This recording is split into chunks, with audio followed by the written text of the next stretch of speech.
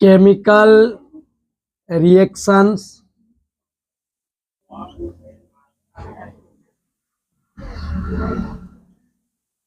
of haloarenes.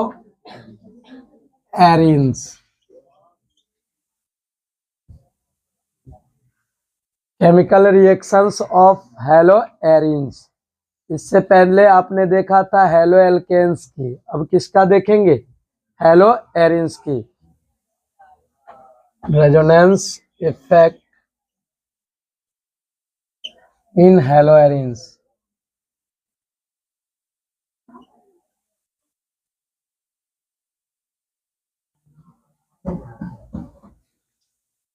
Resonance प्रभाव सुन लीजिए पहले गौर से।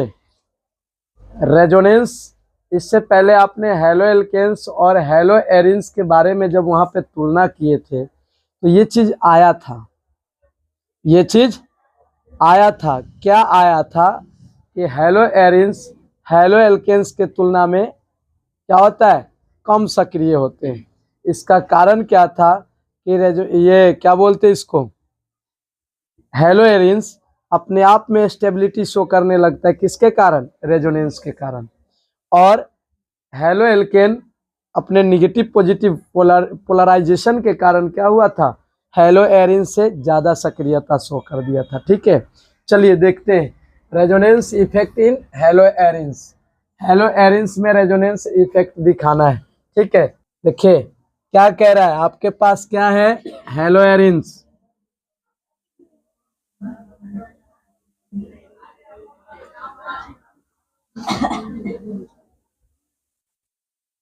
हैलोएरीन्स के रूप में हमने X ले लिया।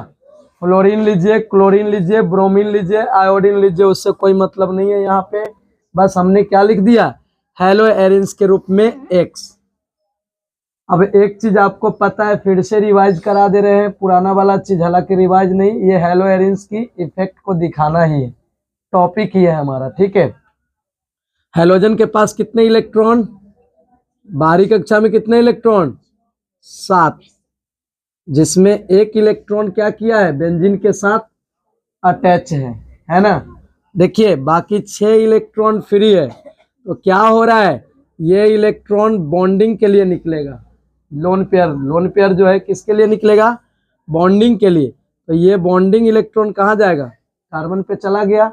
गौर से देखिएगा, ठीक है, नहीं तो पता चलेगा कि इसी में हम जहाँ पे निगेटिव निगेटिव बना है ना, अगर इलेक्ट्रोफिलिक सब्स्टिट्यूशन रिएक्शन कराते हैं तो वहां पे इलेक्ट्रोफाइल आएगा, तो कहाँ पे ऐड होगा? इलेक्ट्रोफाइल अगर आता है तो कहाँ पे ऐड होगा? तो वो यही सब पोजीशन, जहां जहां निगेटिव चार्ज उत्पन्न होगा ना, वहीं पे कोई इलेक्ट्रोफाइल आकर के जुड़ जाएगा। ठीक है, तो कह रहा है ये लोन पेयर वाला इलेक्ट्रॉन आया बॉन्डिंग के लिए, तो यहाँ बॉन्डिंग इलेक्ट्रॉन खुल करके कहाँ चला गया? कार्बन पर। देखिएगा गौर से, ये आप देख चुके हैं एक बार, लेकिन फिर से देख लीजिएगा। देखिए कह रहा है अगला रेजोनेंस स्ट्रक्चर क्या बनेगा। देखिए अब ये लोन पेयर वाला इलेक्ट्रॉन यहाँ आया है, तो यहाँ डबल बॉन्ड बन जाएगा ना। अब लोन पेयर दे दिया, लोन पेयर वाला इलेक्ट्रॉन दे दिया बॉन्डिंग के लिए, मतलब इस कार्बन को लिया तो खुद भी, लेकिन पहले इसका दोनों अपना था, लेकिन अब एक अपना और एक कार्बन को दे दिया ना, तो पॉजिटिव चार्ज कहाँ आ जाएगा? इस पे आ जाएंगे। अब देखिए यहाँ पर वाला जो बॉन्डिंग इलेक्ट्रॉन था वो खुल गया निगेटिव चार्ज के रूप में। अब देखिए जैसे है वैसे ही बना दीजिए, हो गया।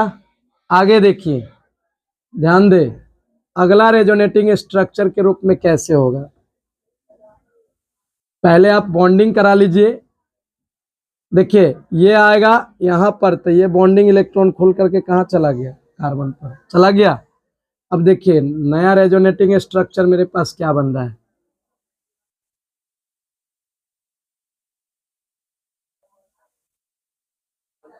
देखिए ये वाला इलेक्ट्रॉन आया है बॉन्डिंग के लिए, बॉन्डिंग बना लिया, तो ये वाला बॉन्डिंग इलेक्ट्रॉन खुल करके कहाँ जा रहा है? कार्बन पर जा रहा है।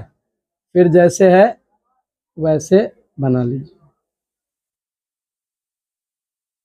डबल बॉन्ड हो गया। अब देख लीजिए, अब अगला क्या होगा, अब ये वाला जा रहा है, ये वाला इलेक्ट्रॉन कहाँ जाएगा, यहाँ बॉन्डिंग के लिए, तो ये बॉन्डिंग इलेक्ट्रॉन कहाँ चला गया, कार्बन पर चला गया। अगला रेजोनेटिंग स्ट्रक्चर मेरा क्या बनेगा,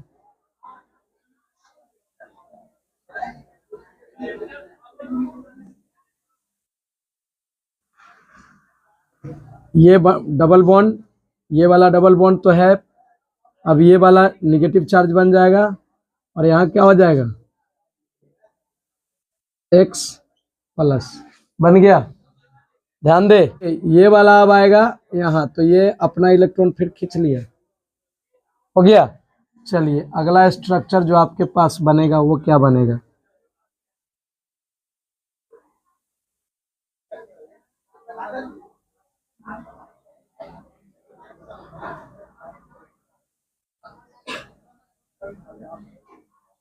X हो गया।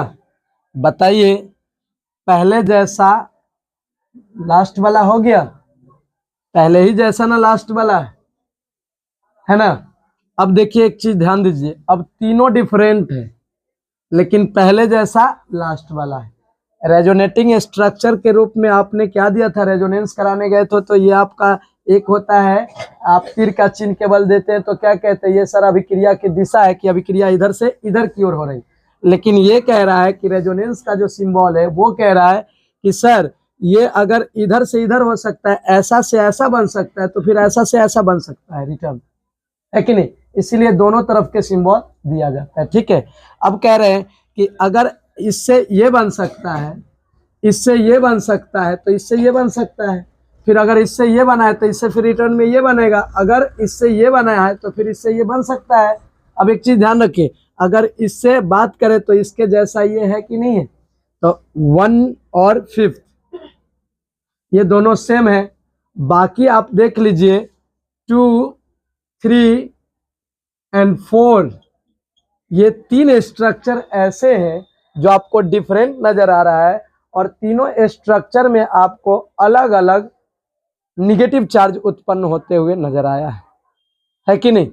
तो एक चीज ध्यान रखिएगा, इसके रिएक्शन में जब हम पढ़ने जाएंगे इलेक्ट्रोफिलिक सब्स्टिट्यूशन इन हैलो एरिन्स, तो इलेक्ट्रोफिलिक सब्स्टिट्यूशन कराएंगे तो कोई इलेक्ट्रोफाइल आएगा, और जब कोई इलेक्ट्रोफाइल आएगा तो इलेक्ट्रोफाइल पॉजिटिव के रूप में होता है, तो पॉजिटिव चार्ज कहाँ कहाँ लगने की संभावना है, कहाँ कहाँ लगने की संभावना है, ये है आपका ऑर्थो, ये है आपका पारा, बाकी जो बीच में पोजीशन बच रहा है ऑर्थो और पारा के बीच का वो कौन हो जाएगा, मेटा। कौन सा पोजीशन हो जाएगा, मेटा। ठीक है, तो चलिए ध्यान दे, अब क्या करना है, अब इसको ये जानना था, ये अगर हैलो एल्केन से कम सक्रिय है तो इसका कारण क्या है। तो अपने आप में इलेक्ट्रॉन के डिलोकलाइजेशन से, मतलब इलेक्ट्रॉनों के घूर्णन से क्या हुआ, अपने आप में स्टेबल है, तो फिर ये क्या करेगा, दूसरे पे अटैक करने जाएगा ही नहीं जल्दी। ऐसा नहीं है कि नहीं जाएगा, जाएगा लेकिन जल्दी नहीं जाएगा। क्यों, हैलो एल्केन्स की तुलना में तो लेटे से न जाएगा। अगर हैलो एल्केन चला जाए निगेटिव पॉजिटिव वाला, उसके तुलना में ये रहे क्या बोलते हैं इसको, रेजोनेंस वाला रहे ये हैलो एरिन्स, तो आपको हैलो एल्केन ना पहले अटैक कर देगा, क्योंकि उसके पास पहले से वो स्टेबल नहीं है और ये क्या है, स्टेबल है। कोई भी निगेटिव पॉजिटिव के रूप में रहता है वो क्या होता है, उसकी एनर्जी ज्यादा हो जाता है, और जिसके पास ज्यादा एनर्जी रहेगा वो सोया हुआ नहीं रहेगा, याद रख लीजिएगा। सोया हुआ वही रहता है जिसका बीपी लो रहता है, उसके पास शरीर में अगर एनर्जी रहे, ब्लड रहे, सब चीज है, ब्लड प्रेशर भी ठीक है, तो फिर वो सोया रहेगा नहीं ना, वो क्या होगा, वो फुर्ती में रहेगा। वो किसके पास है, हैलो एल्केन के पास।